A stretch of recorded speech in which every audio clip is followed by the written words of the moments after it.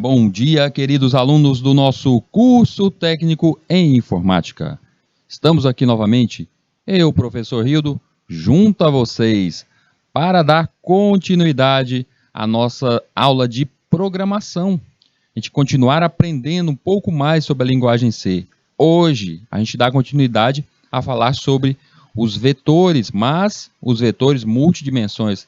Na aula anterior, a gente começou a falar um pouco sobre a matriz, entendemos qual é o seu funcionamento, a gente viu a questão do uso do laço, o for, dentro da matriz, entendemos passo a passo isso, e, além disso, a gente incrementou algumas atividades, vimos algumas atividades, vimos aquela questão interessante de mudar a parte gráfica do nosso programa, um pouquinho da cor, vou mudar o fundo aqui do meu terminal. A gente sabe que, naturalmente, linguagem C não é para a questão gráfica, ele é para o back-end. Mas, Rildo, ele não é para a criação até mesmo de jogos? Ele não é para a criação de sistemas operacionais? Sim, mas ele transita na parte do back-end. Toda a questão da lógica é feita por trás na linguagem C. Agora, toda a interface, a parte dianteira, como por exemplo, vamos pensar na linguagem C na criação de um jogo, como vou imaginar aqui, Mortal Kombat 10. Ele foi criado junto com a linguagem C, mas ele trabalha com a linguagem de blocos, a Blue, ele trabalha para a parte gráfica. Então não é só uma linguagem que a gente utiliza na criação de algo. É como imaginar a criação de um site só utilizando HTML. Não dá. A gente tem que utilizar um pouco CSS, JavaScript, PHP, Ajax, a gente sai utilizando várias outras linguagens junto a isso. Então, neste caso, a linguagem C ela é forte mesmo na parte da lógica. Não é à toa que ela está aqui na nossa disciplina de lógica. E aí, mas mesmo assim, ela existe em algumas bibliotecas para a parte gráfica, mas por questão assim de interesse, digamos, em questão só de curiosidade. A gente pode utilizá-la desse modo. E aí a gente viu alguma coisa sobre isso na aula passada. Esta aula, a gente vai dar início a uma seleção de atividades. Várias atividades. As atividades que vão ser mostradas hoje, elas já estão lá no nosso GitHub. Vocês sabem do repositório que a gente criou aqui, do GitHub. Lá no GitHub, todo e qualquer material que a gente utilize aqui durante as nossas aulas, as atividades, o código vai estar lá. Além de sempre eu colocar alguma apostila, alguma coisa e outra, eu vou colocar lá. Livros, eu gosto de colocar ali relacionado a esse nosso tema. Assim, esse está sendo o nosso repositório de códigos da nossa turma. Então, toda essa atividade de hoje, inclusive a de amanhã, a que a gente vai já utilizar no dia de amanhã, já começa a aparecer também dentro da sua pasta do dia de amanhã, lá dentro do GitHub. Eu vou fazer ainda algumas adições, é claro, sempre eu posso adicionar alguma coisa. Se eu perceber durante a nossa aula aqui que tem alguma falha, algum errinho, eu posso refinar sempre esse código e melhorar isso lá no GitHub.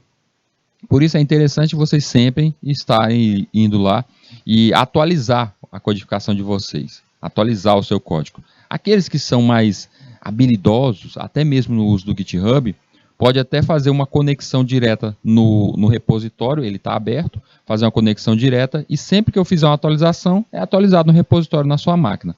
Mas isso é só aqueles mais avançados que já utilizam o GitHub que vão conseguir fazer. Tá? Futuramente todo mundo vai estar nesse nível aí, mas imagino que somente alguns consigam fazer nesse exato momento. Pessoal, eu vou pedindo para cada um de vocês, você aí que está assistindo essa nossa aula direto da sala de aula, você que está aí assistindo direto do YouTube, que faça uso das nossas ferramentas de comunicação, o uso do nosso chat. Mande mensagem, pergunte aí, se você está com dúvida, pergunte. A pergunta é muito boa, professor, eu ainda não entendi como é que funciona uma inserção de dados como caracteres dentro de um vetor. Não entendeu? Eu vou tentar ainda explicar isso para você, a gente vai ver isso. As aulas anteriores a gente já explicou tudo isso, elas estão no ar e elas estão, todo o material está lá no nosso canal, então vocês podem ir lá rebuscar isso, mas se você não entendeu alguma coisa, eu estou aqui pronto para responder vocês. Vamos criar esse nosso conhecimento, aula a aula, para que ninguém fique atrasado. Somos vários, temos aqui vários polos, várias cidades aqui nos acompanhar, e pode ser que na sua cidade você tenha um certo atraso, porque você não tem um computador em casa, porque você não tem um smartphone. Então esse aqui é o momento de maior conhecimento, de maior contato com a programação que você tem. Então aproveite esse momento, preste atenção a cada atividade que eu mostrar, a cada passo. Eu estou ali percorrendo cada atividade, vendo passo a passo da criação respondendo aquele algoritmo e o passo da criação daquele algoritmo. Então preste atenção quanto a isso, e se caso não entendeu, pode mandar a mensagem aí que eu vou estar aqui à disposição quanto a isso. Tudo bem? Turminha, então vamos dar início a esse nosso material e dar início à nossa aula, e vamos lá para a nossa apresentação, nosso slide de hoje. Para hoje nós teremos principalmente exercício, atividades utilizando a matriz. A gente já teve uma aula inteira só sobre matriz, gente, já falamos bastante sobre isso. Há tempos atrás, nós vimos até algo relacionado sobre matriz, isso há uns 2 meses atrás, a gente já começou a introdução sobre esse material, e agora, depois do nosso retorno, daquela nossa paradinha, a gente veio com tudo e aprendemos sobre vetores e matriz. E hoje, para encerrar esse assunto de matriz, a gente partir com toda a garra para cima dos procedimentos e funções, que é algo primordial no uso da criação de algoritmos. Então a gente tem que terminar e encerrar essa parte nossa bem entendida de matrizes. Pessoal, como roteiro da nossa aula, nós teremos aqui o quê? Nós teremos justamente a questão sobre as atividades, os exercícios sobre matrizes. Vamos entender muito mais como é o funcionamento das matrizes. O objetivo principal quanto a vocês seria justamente de a gente realizar, e com realização desses exercícios, nós vamos exemplificar todo o funcionamento. A gente vai fazer todo o percurso da criação das matrizes, do uso das matrizes. Professor, se eu não quiser utilizar matriz, quiser ficar só no vetor, só entendi o vetor, a gente só continuou no vetor. E aí, eu posso dar continuidade somente com vetor? Só meu entendimento, meu uso só com vetor? Pode, pode. Eu ainda digo mais, você consegue viver sem utilizar matriz, sem utilizar vetor e só com variáveis. Mas eu digo de verdade que a sua vida vai ser muito difícil. Porque imagina só, vou trazer isso para o mundo real. Imagina só a importância de uma matriz no nosso mundo real. Imagine você que acabou de comprar uma cartela de ovos. Comprei uma cartelinha de ovos. Veio aquela quantidade ali de ovos, todos distribuídos naquela cartela. Imagine se ninguém no mundo tivesse inventado cartela de ovos, onde você, ao comprar ovos, você teria que comprar cada ovo em uma caixinha. Então, se eu comprei 30 ovos, ao invés de vir naquela cartelinha, eles virem distribuídos naquela cartelinha, eles virão em 30 caixinhas. Então, eu teria que comprar 30 caixinhas, com cada uma com um ovinho dentro. Gente, seria difícil de eu transportar isso. Seria meio incômodo de eu guardar isso dentro de uma geladeira. Seria meio chato, né? Mas consigo viver desse modo? Consigo. Dá certinho. Mas com a cartela, aquela cartelinha de ovos para guardar tudo, perfeito. É desse jeito que é o modo correto de transportar esses ovos. Então, as matrizes, até mesmo no mundo real, é essa comparação que eu quero levar para vocês. Que você aprendendo a utilizar matrizes, vetores, é muito melhor para você. A gente também vai elaborar desafios que instiguem os alunos, vocês, a identificarem as tais matrizes. Ou seja, eu quero que vocês percebam, quando aparecer um algoritmo, vai estar ali na sua atividade, pedindo que você construa um formulário, que você construa um sistema, que você construa um algoritmo, que dentro dele fique armazenado as notas de um aluno. Peraí, notas de um aluno? A turma tem vários alunos, cada aluno tem várias notas. Qual a estrutura que eu devo armazenar essas notas? Como é que seria a estrutura? É justamente uma matriz. Então eu quero que vocês percebam isso, como as matrizes são funcionais. E aí, durante a nossa aula, a gente vai ver todas essas questões E além dessas questões, é claro que sempre fica alguma coisa para vocês resolverem. Inclusive, muitas atividades que eu deixo para vocês acabam sendo transportadas ali dentro do nosso GitHub, nosso repositório. Para quem ainda não tem, não viu até agora, não conseguiu entrar até esse momento no GitHub, o que é esse tal desse GitHub que o Rildo tanto fala? O que é esse repositório? Você tem Dropbox, você tem o Drive ali do Google, onde você guarda seus arquivos. Você utiliza algum momento para guardar seus arquivos, fotos, em algo que seria justamente uma pasta que está na internet, na nuvem. Você faz isso? Se você faz isso, você está utilizando algo próximo ao uso do GitHub. O GitHub, ele é um repositório para você armazenar todos a sua codificação. Você pode criar vários projetos ali e criar ali dentro desses projetos vários algoritmos. Você monta ali toda a sua codificação. Então o GitHub é perfeito para isso.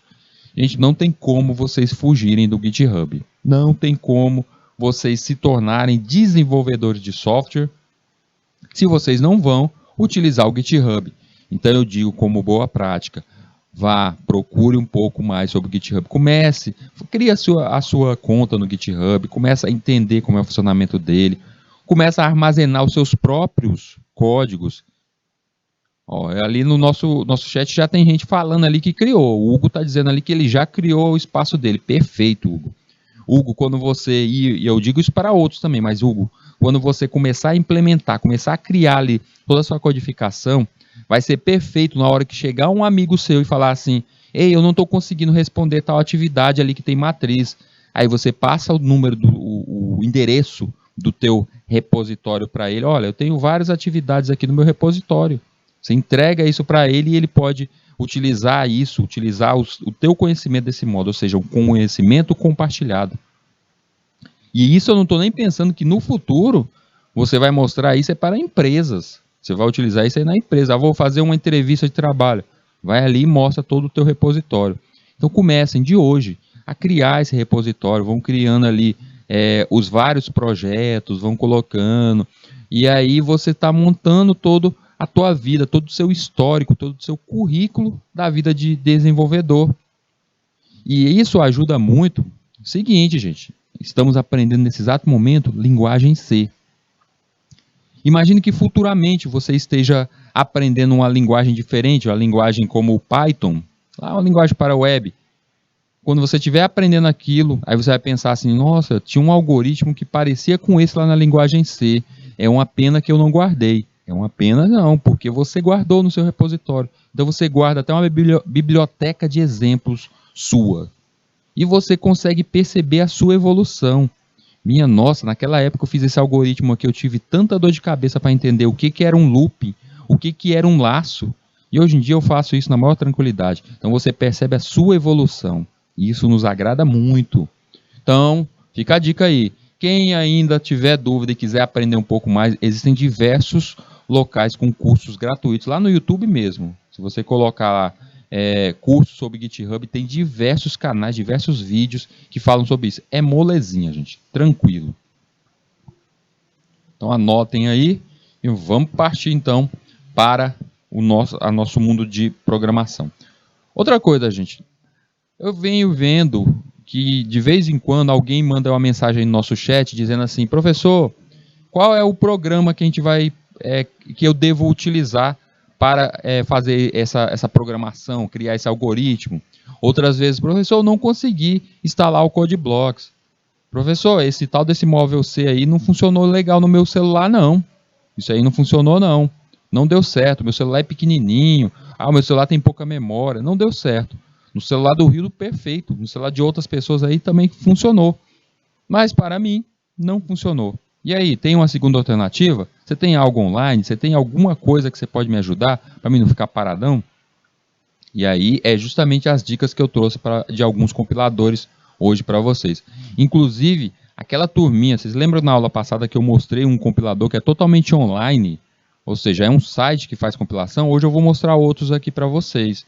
Porque às vezes você não tem computador, o seu smartphone é muito simples ou até você não tem, e aí você utiliza o computador de um colega, o computador do trabalho, o computador de um amigo. E aí você não quer instalar vários programas ali, ele pode ficar chateado contigo. Não é interessante ficar instalando programa no computador de outra pessoa. Então, o ideal é você utilizar através de navegador.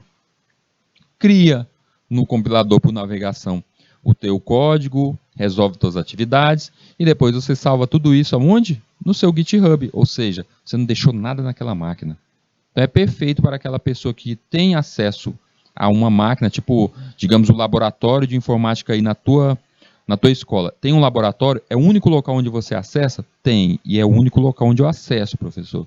Mas eu não posso instalar nada, lá é bloqueado, eu não posso fazer instalação de nada. Então, utilize dessas estratégias para fazer a tua programação, teu algoritmo. Então vamos lá, eu trouxe aqui diversos programas, diversas dicas aqui para vocês. E aí se vocês já estão no CodeBlock, está funcionando? Maravilha. Você está utilizando seu smartphone lá com o móvel C e está funcionando? Perfeito, tranquilo. Mas se você acha que ainda não é bom, eu gostaria de experimentar uma outra alternativa, é isso que eu vou trazer para vocês aqui. Inclusive nessa dica de compiladores, eu escolhi vários compiladores que vai te ajudar até mesmo na evolução da linguagem. Como assim, professor? Se você se interessou pela linguagem C e você pensa, eu quero ser um desenvolvedor de jogos, eu quero fazer sistemas utilizando esse tipo de lógica, você não vai ficar na linguagem C. Você futuramente vai incrementar teu conhecimento com a linguagem C++ ou talvez com a C#. E aí, quando você incrementa, porque não é aprender uma outra linguagem, você incrementa, aumenta o teu conhecimento, você precisa de um novo compilador. Mas aí você já tem um compilador aqui que você utilizava com a linguagem C e agora você pode utilizar com esse novo compilador. Então é perfeição. Então eu vou mostrar cada um deles. É bom até que vocês deixem guardado essa apresentação, mesmo que após essa nossa disciplina encerrar, vocês largarem a mão da linguagem C, deixe isso aqui guardado ali no seu repositório, deixe essa apresentação guardada, porque isso vai te auxiliar futuramente quando você pensar, eu quero aprender aqui uma outra linguagem, vou aprender a programar em JavaScript. O professor está dizendo JavaScript. E aí, qual será um bom compilador para JavaScript? Aí vai ter uma dica aqui de um programa que funciona essa linguagem. Tá? Então vai ajudar vocês futuramente também, não é só o dia de hoje. Então vamos lá, o primeiro deles, óbvio, eu tinha que começar pelo CodeBlocks, que é o que estamos utilizando. Quem já está utilizando já o conhece, sabe como essa ferramenta funciona, como é justamente a criação de codificação internamente. A minha intenção aqui é trazer os exemplos dos compiladores que funcionam nessa linguagem. Eu não vou entrar em cada uma das interfaces e mostrar como é o funcionamento dela, mas eu vou dar exemplos sobre ela. O CodeBlocks é um ambiente de desenvolvimento integrado de código aberto e multiplataforma, perfeito por ser código aberto, ou seja, é de graça, gente. Ele já começa com essa questão de código aberto, de graça. Eu vou utilizar no Linux. Posso utilizar no Linux? Pode, porque ele é multiplataforma. Lá no meu trabalho tem um computador que é um computador da Apple. Funciona? Funciona também. Ele foi desenvolvido, ou seja, ele foi criado em linguagem C++, usando o WX WideGets, ou seja, é uma ferramenta para criação de softwares que utiliza a linguagem C, e aí foi feito o CodeBlocks, por isso ele é livre. Sua arquitetura é orientada a plugin. Gente, eu quero dizer o seguinte, existem as arquiteturas desses programas, desses compiladores. Nesse caso, a do CodeBlocks é orientada a plugin. Existem outras que elas não são orientadas a plugin, ou seja, já fica direto na ferramenta. Ela foi criada unicamente, especificamente com aquele objetivo de ter uso naquela linguagem. Como o CodeBlocks, sempre que vocês ouvirem essa questão, arquitetura orientada a plugin, isso aqui mostra que você pode utilizar outras linguagens. Sempre que você fizer um adicional, plugin é uma parte a mais que você pode anexar em um programa. Então eu coloco esse plugin adicional dentro do CodeBlock e aí ele vai poder ser utilizado em outra linguagem. Por exemplo, existe um plugin para quem vai programar em JavaScript, uma linguagem para web ou linguagem para script dentro de servidores. Eu posso utilizar o próprio CodeBlock, que eu já aprendi como é que ele funciona, Eu posso continuar nesse mesmo programa, só que em uma outra linguagem? Pode, o CodeBlox ele aceita isso, desde que você faça a instalação de plugin. Como é difícil fazer a instalação do plugin dele? De jeito nenhum. Vá no site do fabricante, lá vai ter os plugins para cada uma das linguagens que você queira, ou você vai direto na aba de plugins, onde ele vai estar mostrando para você quais os plugins que você pode fazer as instalações nele. Então depende do que você queira. Naturalmente a gente já foi no site, eu mostrei em uma aula anterior sobre o CodeBlox, explicando passo a passo sobre ele. Eu mostrei como baixá-lo e ainda disse que deveria baixar direto com o compilador, ou seja, ele completo, com o plugin, compilador, tudo para a linguagem C. Mas se você quer instalar com uma outra linguagem, você vai até o site do fabricante, lá o CodeBlox, e aí você baixa devidamente já configurado para aquela linguagem, ou você adiciona o plugin para aquela linguagem. Outro compilador bem interessante é o Emacs. O Emacs ele é muito utilizado principalmente para quem utiliza a linguagem de programação para a criação de aplicações, aplicativos. O Emacs é uma família de editores de texto que são caracterizados por sua capacidade de extensão. O manual da variante mais amplamente usada é a GNU Emacs. GNU, lembra? GNU, GNU? Que a gente já falou isso em outras aulas. Então quer dizer que ele é feito para ser livre. Então ele é gratuito. Descreve como editor de exibição em tempo real e extensivo. Tempo real, já vou falar o que seria isso, tempo real extensível. Ele é personalizável, você pode modificar a tela do jeito que você quiser e autodocumentado, ou seja, ele cria também documentação. O desenvolvimento do primeiro Emacs começou ali em meados da década de 70 e o trabalho em seu descendente direto, GNU Emacs, continua ativamente até hoje em dia. Coloquei 2021, mas até hoje em dia ele continua ainda a funcionar. Basta você ir lá e baixar o Emacs, ele vai ter essa telinha escura aí, também tem a telinha branca dele, mas ele tem praticamente esse tipo de tela desse modo. Você pode editar vários algoritmos ao mesmo tempo, então ele é perfeito para abrir projetos. A aula de amanhã a gente vai falar sobre funções e procedimentos. A gente sabe que é justamente a gente começando a dividir o nosso algoritmo em vários arquivos. E o Emacs ele tem essa função de visualizar esses vários arquivos ao mesmo tempo. Ah, mas o CodeBlox também faz isso. Eu consigo abrir vários algoritmos ao mesmo tempo. A diferença dele do CodeBlox para o Emacs nesse caso é porque o Emacs ele tem tempo real extensível, ou seja, ele consegue mostrar o efeito da modificação nos diversos algoritmos ali que estão abertos. Então você consegue executar, digamos que você esteja programando em JavaScript, ele consegue ao mesmo tempo, você editando aqui, ele já mostra o que está acontecendo através dessa modificação lá na página web. Então é automático, você vai modificando o código, ele já vai mostrando o resultado direto lá na página, ou se for um sistema direto no sistema, direto na execução. CodeBlox, vocês sabem que se vocês executou o código, digamos uma calculadora, executei o código está em tela, se você modificar o código em alguma coisa, a tela vai continuar parada, ele está executando aquele código antigo. Você precisa fechar, salvar, debugar novamente para ser mostrado em tela, não é isso? Já no caso do Emacs, ele mostra isso de forma efetiva na hora o que está acontecendo. Então ele é muito bom, principalmente para quem vai trabalhar de forma profissional. Ele é muito bem visto diante dos desenvolvedores para empresas. Eu acho ele um pouquinho complicadinho, da mesma forma que essa versão dele, o Space Emacs, eu acho ele muito complicado para nós que estamos iniciando. Não é à toa que eu escolhi o CodeBlox, tá, gente? Eu escolhi ele justamente pela sua simplicidade. O Space Emacs também, da mesma criação, do mesmo braço, mesmo fork da GNU Emacs, ele tem ali em si uma pequena diferença do Emacs simples. O Space Emacs ele é perfeito para trabalhar com interfaces gráficas.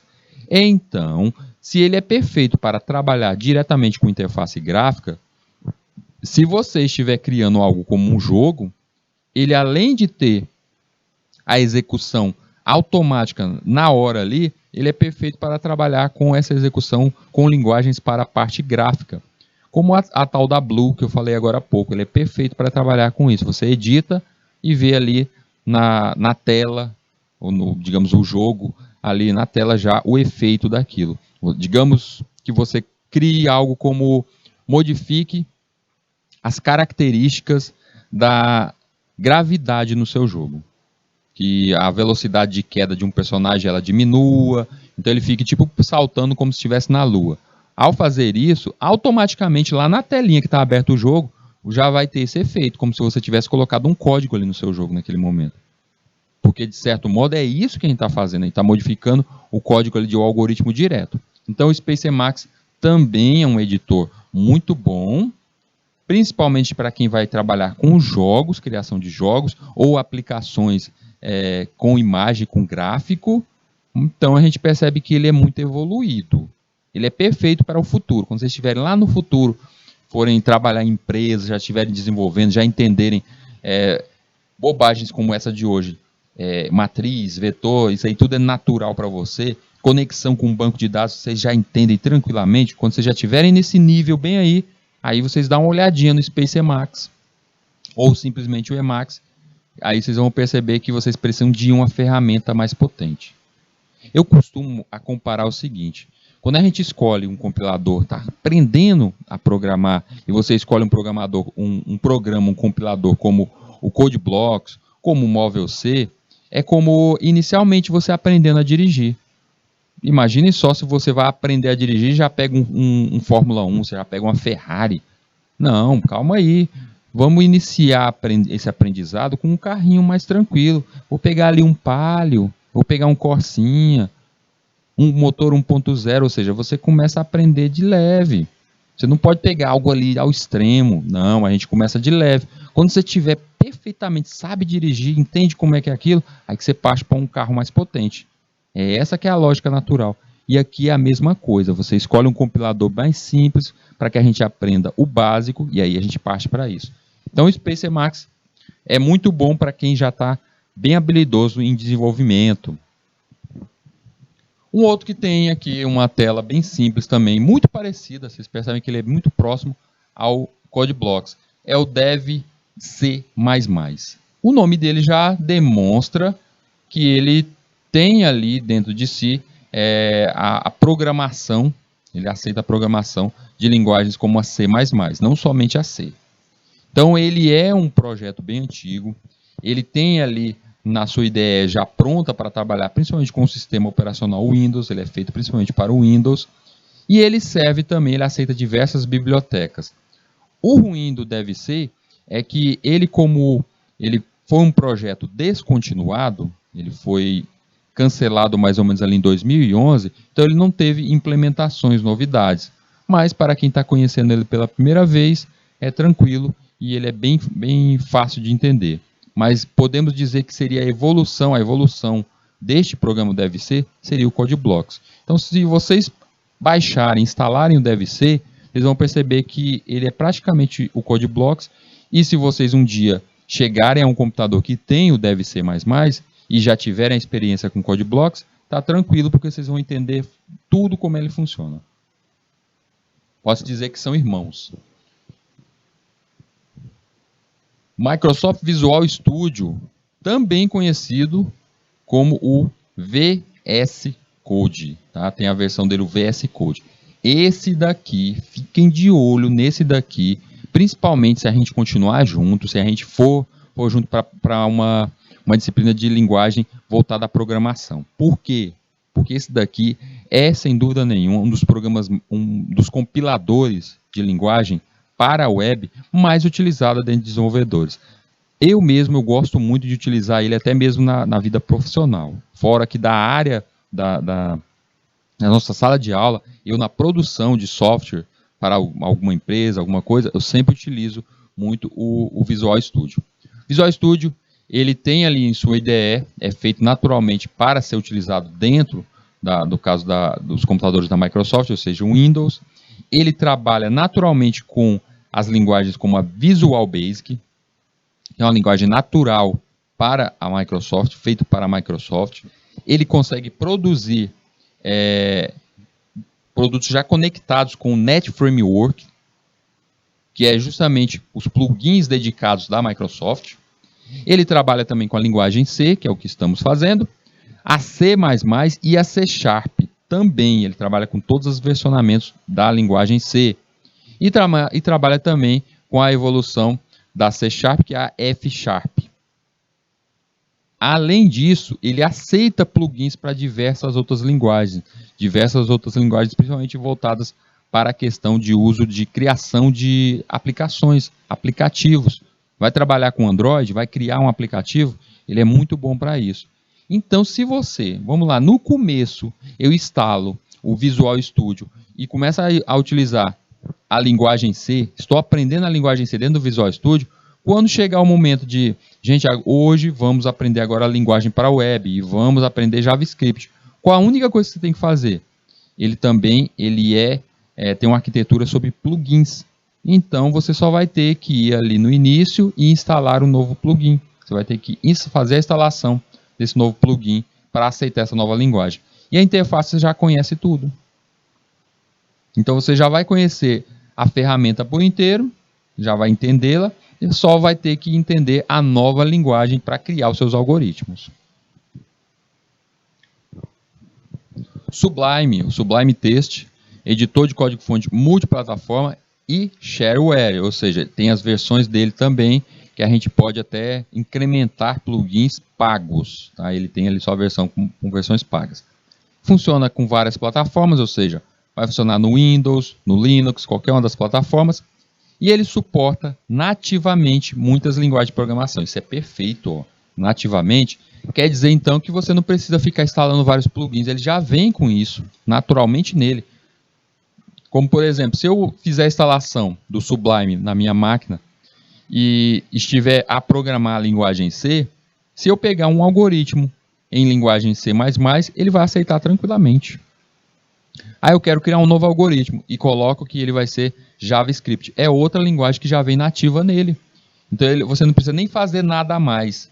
O único problema é que no início, quando você vai fazer a instalação, ele é um pouquinho grandinho, é um programa um pouco pesado, porque ele já vem com tudo preparado para você trabalhar com outras linguagens. O Hugo, agora que eu vi a pergunta aqui, o Hugo está perguntando para mim se professor, que script as engines usam? Olha, depende da engine que a gente está falando. Vamos pensar assim, vamos pensar o seguinte, os scripts que você está falando, os scripts que a fazem funcionar, a gente já viu que a maioria desses programas foram feitos com linguagem C, a C e a C++. Mas incrementar dentro dos meus algoritmos outras engines, pessoal, engines, eu estou falando engines aqui com o Hugo, que o Hugo deve entender isso, que ele está me perguntando tal coisa, mas vou falar para o resto da galerinha. Gente, as engines, elas nada mais são do que scripts prontos, são algoritmos prontos. Ah, então é tipo a biblioteca que a gente utiliza dentro da linguagem C, as que são chamadas? Isso, exatamente. Só que as engines, elas são mais do que somente uma biblioteca, porque a biblioteca ela tem comandos prontos, mas comandos prontos para aquela linguagem. Já engines, elas podem ter naquela linguagem e em outras linguagens. Então, elas são perfeitas para isso. Por exemplo, vamos para um exemplo aqui. Eu dei agora há pouco o exemplo sobre um jogo onde você estava colocando a questão sobre gravidade. Você estava fazendo ali a questão sobre gravidade. O personagem tem que pular, ele tem que cair numa certa velocidade. Mas eu vou ter que calcular aqui, vou ter que sair na tentativa e erro para acertar uma gravidade, para não ficar uma coisa estranha, meu bonequinho andando, não ficar de um jeito estranho, e que fique mais próximo da nossa realidade mesmo, como uma pessoa cai no mundo real, como um objeto cai no mundo real. Então eu quero mais próximo da nossa realidade. Como é que eu faço isso? Existem engines prontas já com uso de gravidade. Você vai criar um joguinho, vou fazer a instalação do engine para gravidade. Então todos os objetos ali vão sofrer a gravidade, dependendo de onde eu colocar o meu eixo. A gravidade vai cair, é o tal do pivô. Eu quero que caia do topo para baixo. Eu quero que caia em tantos graus. Então eu decido isso no meu campo ali, através dessa engine. Só serve para isso? Não, vamos pensar em outra. Uma engine que tem a questão sobre temperatura. Imagine que você crie vários objetos e quer que eles sofram deformações diante daquela temperatura. O aço vai sofrer uma tal deformação se o meu personagem chegar perto ali daquele calor. Eu vou criar aqui as plantas pegarão fogo, o plástico vai se recolher se chegar perto desse calor. Então existem engines específicas para isso. É algo como uma biblioteca de comandos que não necessariamente seja daquela. Então o Hugo está perguntando aí para a gente quais o tipo de script que as engines utilizam, que essas engines possam utilizar. Então depende muito, depende do programa que você está fazendo, se você está fazendo para um jogo, por exemplo, uma aplicação. Dentro de uma aplicação, um aplicativo para Android, você pode estar utilizando ali não somente uma codificação, como por exemplo, o JavaScript. Você pode estar utilizando o próprio Java, você pode estar utilizando o próprio HTML internamente. Então isso é cheio dos dependes, viu? Existe uma grande possibilidade, uma gama de possibilidades dentro do mundo da programação. É por isso que eu sempre dou o seguinte conselho para vocês. Vocês estão aprendendo aqui a linguagem C, mas é para entendimento da lógica básica. Quando vocês tiverem esse entendimento de lógica básica, aí vocês partem para outras linguagens. Eu vou para o mundo da web, eu vou para o mundo dos games, e aí existem diversas linguagens. Vocês devem recordar que teve uma aula no comecinho daqui das nossas aulas de lógica de programação, que eu saí falando sobre as várias linguagens, vários tipos de linguagem que existem no mundo. E existem mais de 400 tipos de linguagens aí no mundo. O que você tem que fazer é escolher qual rumo que você quer. Vou ser programador para a web. E desse leque aí de linguagens para a web, você escolhe umas 3 que você vai se aperfeiçoar e ser forte nela. E depois disso, você entende bem quais são os métodos, os procedimentos criados dentro daquela linguagem. Aí você fica fera naquilo dali. Como, por exemplo, você escolheu para a linguagem web e aí você resolveu, porque aqui dentro do Nordeste o PHP é uma linguagem, é muito forte, você resolve se especializar, se transformar em algo habilidoso, um desenvolvedor nível sênior na linguagem de PHP. Mas você vai entender só PHP? Não, você tem que entender as outras linguagens, o HTML básico, o CSS, uma pitada ali de JavaScript, talvez um pouco de Ajax. Então você vai entender cada uma dessas linguagens, você vai entender essas linguagens aí, e aí isso vai aumentar o teu currículo, tudo bem? Bora voltar aqui para o nosso Sublime. Então o Sublime, você pode fazer a instalação dele, feita a instalação, ele ele já vem pronto para diversos tipos de linguagem, seja linguagem de programação ou linguagem de marcação, as tais linguagens de bloco. Bora para mais um aqui, um outro compilador. Um outro que também é muito pesado, eu digo assim, pelo tamanho do programa, é o Eclipse.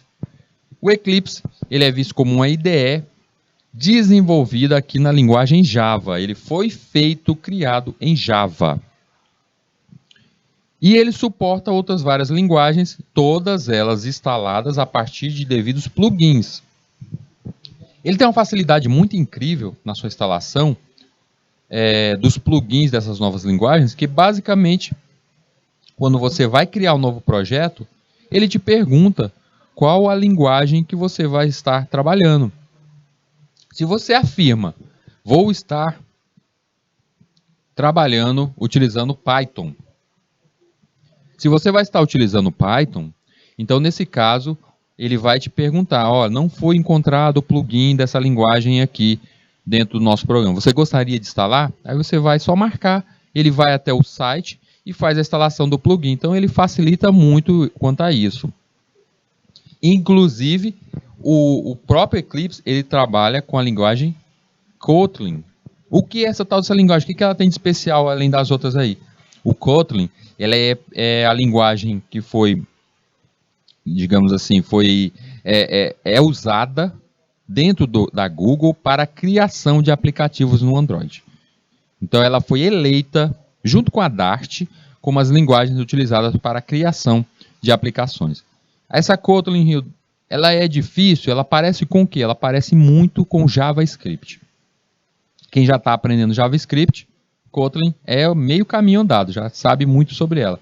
A gente sempre tem essas igualdades entre as várias linguagens. Então o Eclipse ele é perfeito para isso, ele é aberto, tem um código aberto, ele é um software que continua sempre recebendo atualizações, e esse daqui, pronto, agora chegamos no momento top aqui. O Eclipse. Se um dia vocês falarem assim, vou criar sistemas, vou criar softwares ali para serem vendidos. CodeBlocks faz isso, essas outras que a gente viu, o Sublime faz tudo isso? Faz, sim, faz. Mas o Eclipse, ele nasceu para isso. Ele gerencia até mesmo a documentação ao redor de um software. Então ele é perfeito para uma empresa ter ali dentro vários trabalhos de desenvolvimento. Então ele é perfeito quanto a isso. E eu estou vendo só coisa boa você falar desse Eclipse aí, já estou pensando em desinstalar o meu CodeBlocks da minha máquina e partir para o Eclipse. Me diz aí o que ele tem de ruim. Porque só falou coisa boa dele. O Eclipse, o que ele tem de ruim, porque vocês percebem aí que ele trabalha com várias linguagens, ó, C, C++, várias. O que ele tem de ruim é que ele é muito grande, pesado para uma máquina. Se você não tiver uma máquina que tenha um processamento bom, que tenha uma quantidade de memória RAM interessante, o Eclipse vai ficar pesando na sua máquina, ou seja, ele vai demorar muito para abrir, para executar, e aí isso tudo vai fazer você até desgostar desse programa e da programação em si. Então, por esse motivo, normalmente a gente utiliza, se você não tem uma máquina tão potente, principalmente aqui em sala de aula, eu sempre indico os programas mais básicos, esperando que quem tenha um computador em casa, ele tenha pelo menos esse computador básico, um computador com um pouco de memória, com um processador básico. Então eu sempre tento nivelar pelo mínimo. Mas se você foi abençoado de ter uma máquina potente, alto processamento, que você tem muito espaço em HD, você tem muita memória, você tem essa máquina potente aí que você brinca com ela, joga, então o Eclipse aqui está tranquilo para você. Pode instalar ele sem medo, tranquilo. Ele é muito diferente das outras interfaces, ele parece muito com o Visual Studio, ele parece muito com ele. Mas não é tão difícil assim de se usar não. Ele tem ali a mesma questão que a gente vê em vários programas, a questão do uso das pastas. Ele vai atender mais de um só código ao mesmo tempo, ele vai mostrar mais de um algoritmo ao mesmo tempo. Tem a questão de mostrar possíveis falhas, defeitos. O Eclipse ele mostra assim onde tem falha na linha, até bem melhor do que o CodeBlocks. Ele mostra sobre isso, possíveis erros. E ele trabalha com modelagem. Modelagem, o que é essa tal dessa modelagem? A partir da aula de amanhã, a gente vem falar sobre procedimentos e funções. Se os procedimentos e funções são eu dividir o meu algoritmo através de suas funções no meu projeto, então deveria ter uma organização dessas pastas, alguém que organizasse essas pastas, dividisse por funções, visões, segurança, tem que ter toda essa organização em um projeto, correto? Correto. E o Eclipse é perfeito com isso, que vocês percebem que ele tem até essa divisão, uma tela para mostrar essa divisão dentro do seu projeto. Então, ele é perfeito no futuro, se vocês se transformarem em desenvolvedores hábeis, desenvolvedores poderosos, com certeza vocês ainda vão um dia trabalhar com o Eclipse. Ou, no caso, o NetBeans, que eu já vou mostrar ele para vocês. Tá aí, NetBeans. Eu vou até confessar para vocês, aprendi a programar, o início da minha vida, aprendi a programar foi com o NetBeans. Meus primeiros passos dentro do mundo da programação foi com o NetBeans. Os meus primeiros programas criados na linguagem C foi dentro do NetBeans. Por quê? Porque ele é muito bom, depois, se a tua máquina aguentar, porque ele também pede muito processamento e muita memória. Mas se você tem uma máquina que aceita esse programa, que funciona ele, porque ele é grandinho, viu? Você vai baixar ele, é tamanho de 1 GB, só o tamanho dele, e depois ele se expande ainda depois de instalado. Então ele vai gastar um bom espaço na sua máquina. Mas ele é bem autoexplicativo, essa questão de encontrar falhas lógicas, eu acho isso perfeito nele. Vocês devem recordar que durante as nossas aulas eu sempre falo o seguinte: apareceu um erro, o nosso log de sistema vai mostrar ali embaixo o CodeBlock, vai mostrar qual o possível erro.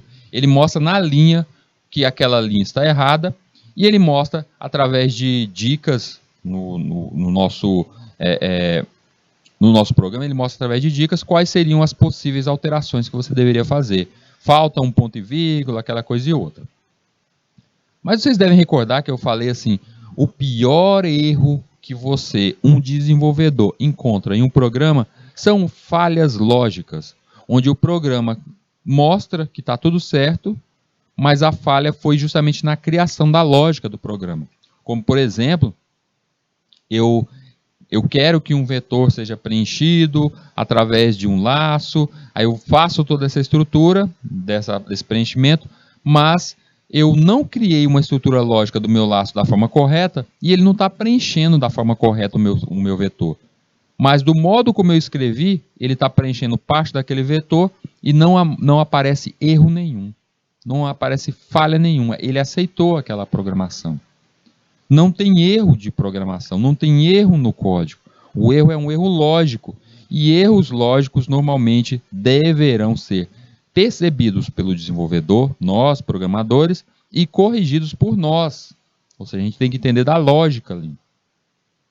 E o NetBeans, ele tem dentro de si já a busca por até falhas lógicas. E ele tenta te auxiliar na correção de falhas lógicas. Então ele é bom quanto a isso também. Bem profissional. NetBeans ele pode ser executado em diversos sistemas operacionais, funciona no Windows, macOS, Linux, Solaris, funciona em todos esses sistemas operacionais. Porque ele foi construído em Java, vou logo explicar qual é o grande mote da linguagem Java. Toda a linguagem, todo o software que a gente cria, ele não cria aquele debug, aquele programinha, aquele código para ser compilado. O Java, a linguagem Java, basta que tenha a ferramenta de leitura interna dentro, ou seja, a máquina Java dentro do sistema operacional, e ela vai conseguir rodar aquilo. Diferente de você criar eu criei um jogo, pronto, está criado o jogo, foi criado utilizando a linguagem C, C++, Blue, utilizei isso. Mas ele foi feito em linguagem C, ele compila em linguagem C. Resultado, a pessoa para funcionar esse jogo, ele tem que ter o leitor justamente daquele meu arquivo, ou seja, aquela plataforma, arquitetura, tem que entender justamente meu código, ou seja, se eu for criar um programa, ele tem que ser para o Windows, plataforma Windows, e depois eu faço as modificações para ele funcionar no Linux e assim por diante. É por esse motivo que a gente encontra muitos jogos para o Windows e poucos jogos ali para Apple, os Macintosh, poucos jogos para Linux. Houve um grande lançamento aqui, acabaram de lançar o novo jogo dos Vingadores. A gente encontra ele para PC, mas que tem o Windows. E não, eu utilizo o Linux. Não funciona? Não funciona para você, porque ele não está preparado para aquela plataforma. Só que quando a gente cria alguma coisa, seja um sistema, um jogo, seja o que for, na linguagem Java, e basta que a máquina tenha a linguagem a máquina Virtual Machine da Java instalada, a JVM instalada ali dentro daquele sistema operacional. Então ela consegue rodar independente do sistema operacional, porque basta ela ter a JVM. Então nesse ponto aí, é por esse motivo que o NetBeans ele funciona em qualquer sistema operacional, está preparado para qualquer um. Foi feito através da linguagem Java. Então a desvantagem que eu digo quanto ao NetBeans é justamente na questão da complexidade, do peso que ele é. Ele é muito pesado para computadores mais comuns.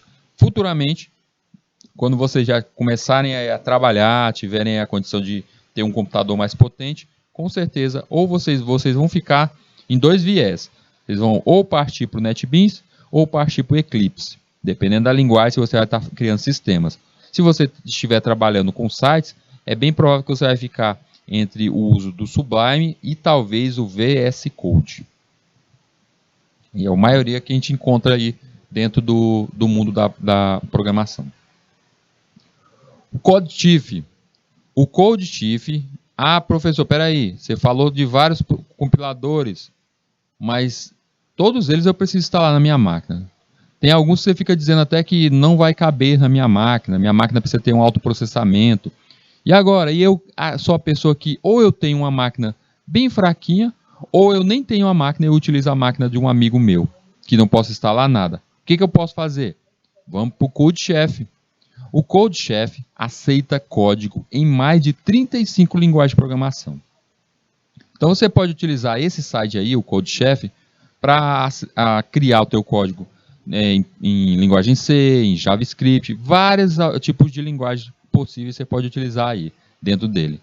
Esse site, além disso, ele também tem a questão do práticas, ele tem práticas ali, já atividades para você tentar resolver, e ele mostra se você acertou.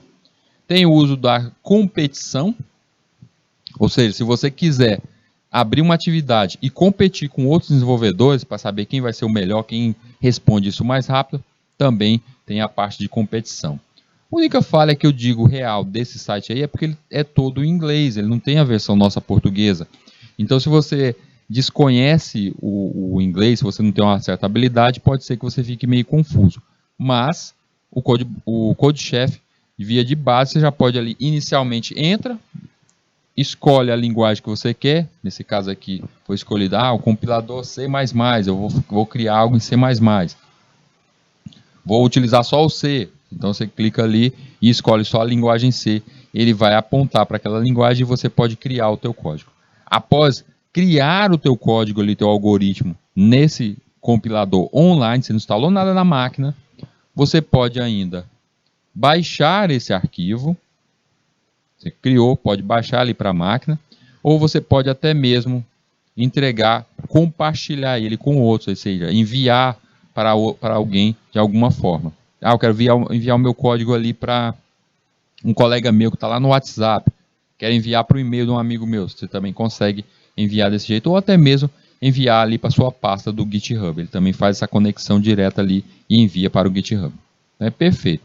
Eu, no caso aqui, eu baixaria tudo, jogaria dentro do meu repositório do GitHub e depois era só deletar ali aqueles arquivos e jogar na lixeira daquela máquina. Assim eu não instalei nada e ele ficou perfeito ali. Então ele é muito bom para as pessoas que já estão no mundo da programação, não querem utilizar a instalação em máquina, mas necessitam fazer ali o uso. Professor, tem como eu utilizar esse mesmo CodeChef no meu celular? Eu estou no celular, acessando pelo celular e não consigo instalar, ou não gostei do móvel C. Posso utilizar? Pode.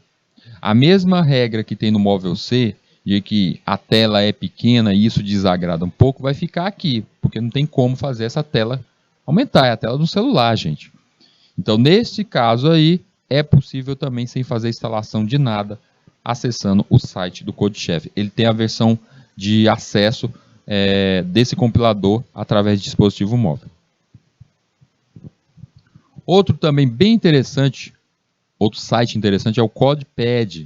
O CodePad, ele é um editor também simplificado. Esse site aqui ele é principalmente para fazer a compilação, só a compilação daquela linguagem, a criação daquele algoritmo. Você está pensando em criar um algoritmo, ele vai te ajudar. O interessante é que por ele ser um compilador, a função dele, diferente do CodeChef, que era para a gente já mais habilidosa, fazer competição, neste caso aqui, você está com interesse único de criar um algoritmo e vê-lo executando. Então, ele cria-se, você pode criar todo o algoritmo e ver a saída direto em tela.